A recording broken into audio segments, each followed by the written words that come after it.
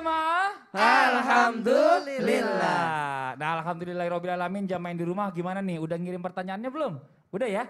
Kalau udah langsung aja kita masuk lagi ke segmen Tanya Dong Ustadz. Kami semua tanya dong Ustaz. Oke, kita masuk lagi ke pertanyaan yang berikutnya dari Instagram dari @tris_yanti_yuliana. Assalamualaikum Ustadz Ustazah, mohon izin bertanya. Apabila ada pasangan suami istri yang mengadopsi anak laki-laki dari berumur 3 bulan tanpa mendapatkan ASI ibunya.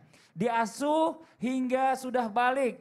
Sebatas mana aurat ibunya terhadap anak adopsinya? Dalam keadaan normal atau ketika sakit? Ustadz Maulana mohon izin dijawab. Bismillahirrahmanirrahim. Anak angkat ataupun ada adopsi harus kehati-hatian karena sudah terdapat pembelajaran dari kisah Nabi Yusuf dan Siti Soleha. Di mana anak angkatnya adalah Nabi Yusuf. Ternyata tetap ada ketertarikan. Jadi hati-hati. Kepada orang tua, kepada anak, begitu pula anak kepada orang tua. Setan itu luar biasa loh. Usahanya untuk menjerumuskan kita. Maka kalau berbicara batasan aurat terhadap anak angkat. Sekali lagi, anak angkat itu satu. Anak angkat itu tetap, mohon maaf, bukan muhrim sampai kapanpun. Kecuali kalau betul tadi. Kalau disusukan jadi anak susu. Tapi tetap lebih bagus amankan dulu. Amankan. Yang pertama tidak dapat juga warisan. Yang dapat iba doang. Dan tetap aurat harus dijaga. Sekali lagi tetap aurat. Dan ada yang paling penting juga tidak boleh mengganti nama nasabnya. Tidak boleh tetap nama orang tuanya yang dulu. Ini 3 ini yang harus dijaga. Nah kalau perihal aurat jangan sampai jadi ada batasannya juga. Terlihat dari usianya anak itu. Kembali lagi setiap, tapi pada posisi yang masih bayi, mungkin masih bisa menampakkan sesuatu antara yang sudah digariskan tadi. Apalagi yaitu antara pusat dan lutut. Karena kan dia pasti dan sebagainya. Dia pasti bermain. Tapi pada posisi sudah mengetahui perbedaan baik dan buruknya harus jaga juga. Kepala, leher dan ini itu harus dijaga. Tapi ketika dia sudah dewasa, maka dikategorikan sama dengan orang lain yang hanya bisa melihat wajah ibunya dan telapak tangan ibunya. Karena perihal ini kembali lagi, satu, memperlihatkan kemuliaan. Sekali lagi, memperlihatkan kemuliaan. Yang kedua, mendidik anak atau memperkenalkan anak dengan agama. Yang ketiga, ada rasa malu. Sekali lagi ada rasa malu sehingga tidak mengundang astagfirullahaladzim. Harus saya katakan syahwat. Nauzubillah. Saya tidak enak ngomongin ini karena kadang-kala tanpa kita sadar menggampangkan kita berkumpul-kumpul. Betul. Islam itu sangat menjaga muru'ah. Iya. Islam sangat menjaga kemuliaan. Dan hati-hati juga nih. Kadang-kala tanpa kita sadari karena terbiasa ini mandi bareng. Kemudian tidur bareng. Dan sebagainya. Makanya sebanyak tadi Ustazah Lisa sudah mengajarkan tidak boleh tidur dalam satu selimut. Jadi sama, tetap tidak boleh tidur satu selimut kepada anak angkat. Ini.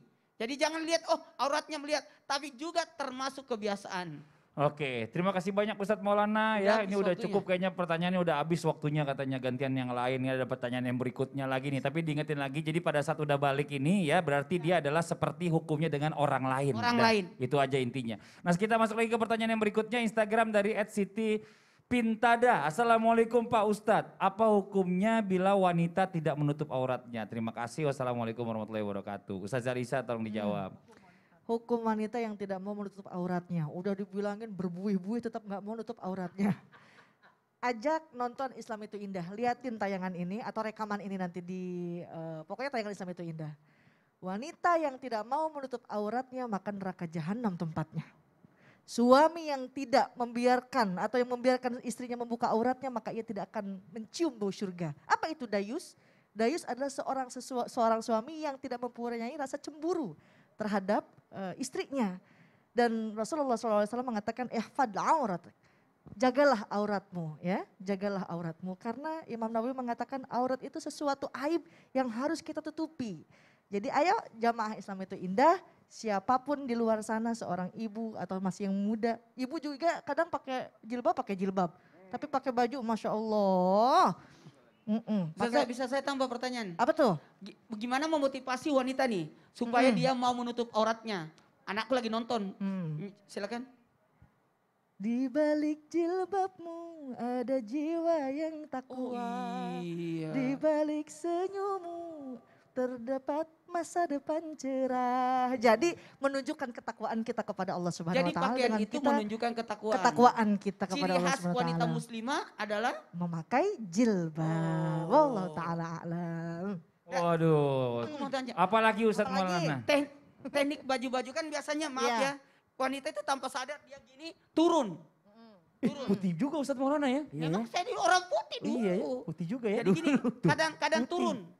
Kadang turun. Gimana ada solusi nggak untuk Sekarang wanita? banyak dimudahkan. Ya. Jangankan yang tadi menyusui aja kan sekarang Ya. ada bahannya Ada untuk bahannya, menyusui kan. Apalagi lengan. Ini lengan Lengan. termasuk aurat nih. Ah. Ya, lengan bagian apalagi ketika lagi sholat mau pakai mukena pun, nah hati-hati. Gerakan telinga itu di tepat bawah telinga. Ah, betul. Jangan kadang suka pakai mukena, Allahu Akbar kan kelihatan ini Kelihatan. jadinya. Nah, ada sekarang solusinya ada memakai manset ya. Oh. Dijaga lah. Lebih baik kita menjaga aurat kita setutup-tutupnya daripada terbuka Makanya malah Ustaz jadi Salisa, ada bajunya nafsu di lengannya ada anunya. Siapa? Sasa Lisa. Ah, benar. Ada Iya, anunya, iya. ada karetnya ya. Ada karetnya. ja- Siapa? Sasa Lisa, ya Allah. Dan jangan Takut salah pakai lagi. warna yang menyerupai kayak tadi Oh, tayangan Iya, tadi kan. iya. Bisa menyerupai ini saya pakai warna hitam jadinya tuh. Oh, biar kelihatan. tetap ada Benar. solusi. Ada solusinya. Terima kasih banyak Ustaz Sami-sami, Salisa. Bapak Siapa Fatri. namanya? Sasa Lisa, ya Allah. Iya takut lupa. Kalau udah gini kan udah inget terus ya kan. Nah sekarang buat jamaah yang ada di rumah yuk. Sama-sama kita mendengarkan kesimpulan dari pertemuan kita hari ini. Sekaligus dipimpin doa oleh guru kita Ustadz Syam. Mohon izin Ustadz Syam. Tafadhol Ustadz Syam waktunya. Bismillahirrahmanirrahim. Tabaik guru Ustaz Maulana Ustaz Zaliza. Bismillahirrahmanirrahim. Alhamdulillahirabbil alamin wassalatu wassalamu ala asyrafil anbiya'i wal mursalin sayyidina Muhammadin wa ala alihi wa sahbihi ajma'in. Saudariku jamaah Islam itu indah yang dimuliakan Allah Subhanahu wa taala. Allah katakan dalam Al-Qur'an, "Wa libasut taqwa dzalika khair." Dan pakaian takwa itulah pakaian yang terbaik. Mungkin masih banyak saudariku yang mengatakan lebih baik jilbabin hatinya dulu baru fisiknya. Maka subhanallah seiring berjalannya waktu kita berusaha menampakkan zahirnya.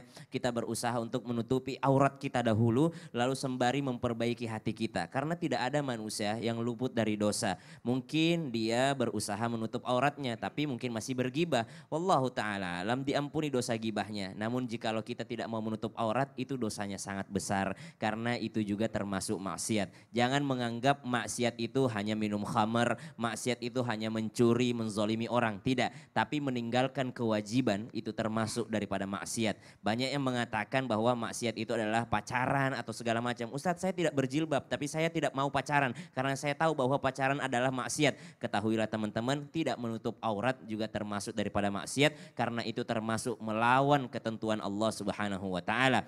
Maka bukan berarti kita tidak boleh menampakkan keindahan. Namun ada manusia-manusia spesial yang dispesialkan oleh Allah Subhanahu wa taala yang boleh melihat aurat kita. Siapa mereka? Pasangan kita, orang tua kita, dan mereka inilah orang-orang yang dipilih oleh Allah Subhanahu wa taala karena yang namanya sesuatu yang mulia tidak sembarangan orang yang boleh melihatnya. Mari kita sama-sama baca doa semoga Allah berikan kita petunjuk dan ketakwaan. Bismillahirrahmanirrahim. Bismillahirrahmanirrahim.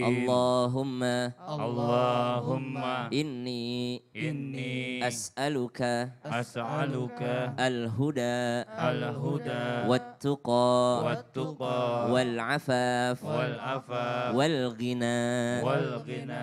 Kami memohon kepadamu ya Allah daripada petunjukmu, daripada amin ya Allah. ketakwaan berikan kepada kami kekuatan untuk bertakwa dan Amin juga ya Allah. berikan kepada kami yakni kekayaan dan perasaan malu terhadap orang lain. Kami menginginkan untuk jauh daripada maksiat. Jamaah yang dimuliakan Allah Subhanahu wa taala, yang namanya manusia melakukan kebaikan pasti juga pernah melakukan kesalahan. Makanya kata Al-Qur'an, "Zalimul li nafsih." Mereka melakukan kewajiban tapi tetap melakukan kesalahan. Kemudian ada orang yang muqtasidah, orang-orang yang melakukan pertengahan. Mereka melakukan kewajiban tapi meninggalkan sunnah. Lalu ada orang yang sabiqul lil khairati biiznillah. Mereka adalah orang yang jauh melangkah untuk melakukan kebaikan dan melakukan sunnah-sunnah juga. Kata Al-Quran, mereka bertiga ini adalah orang yang masuk ke dalam surga. Jadi jangan khawatir, meskipun kita masih melakukan kesalahan, melakukan dosa, masih belajar dalam menutup aurat, Allah itu maha pengampun. Tapi bukan berarti kita meremehkan aturan-aturan Allah. Fashionable boleh, sangat-sangat boleh.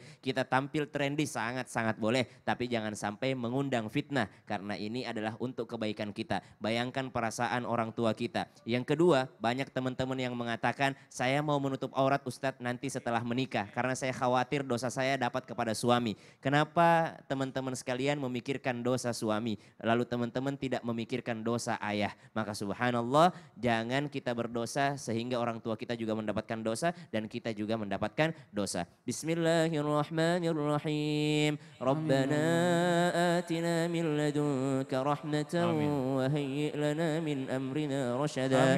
Rabbana taqabbal minna innaka antas sami'ul alim wa tub alaina innaka antat tawwabur rahim. Wa sallallahu ala sayyidina Muhammad walhamdulillahi rabbil alamin. Amin amin ya rabbal alamin. Demikianlah perjumpaan kita hari ini, semoga bermanfaat. Mohon maaf atas segala kekurangan. Wabillahi taufiq wal hidayah. Wassalamualaikum warahmatullahi wabarakatuh. Waalaikumsalam warahmatullahi wabarakatuh.